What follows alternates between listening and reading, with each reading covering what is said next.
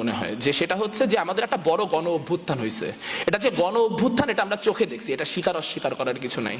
কিন্তু মুশকিল হচ্ছে এখানে যেহেতু কোনো কম্প্রেহেন্সিভ দৃষ্টিভঙ্গি নাই, কাজেই এখন জনগণের মধ্যে নানান মানুষ নানান বিষয়ে তার নানান মত দিবে। আমরা যে অন্যায়টা করতে পারি না সেটা হলো আমাদের ব্যক্তিগত মত, যেই মত আমরা কখনো প্রকাশ করি না। আমরা তো 9 দফায় কোনো রাষ্ট্র সংস্কারের দাবি দিই নাই।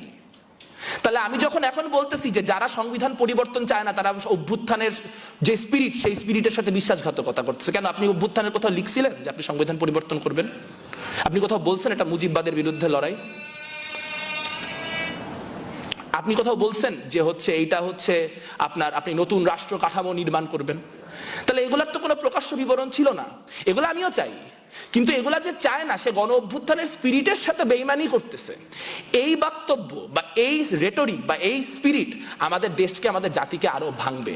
এই ভাঙনটা এখন কাম্য না। আমরা সবাই গত 16 বছর একটা চূড়ান্ত অগণতান্ত্রিক সরকারের বিরুদ্ধে লড়াই করছি। এখন সময় একটা গণতান্ত্রিক স্পেস নির্মাণ করার, এবং সেটা শুধুমাত্র এই ঠান্ডা ঘরগুলোতে বসে হবে না।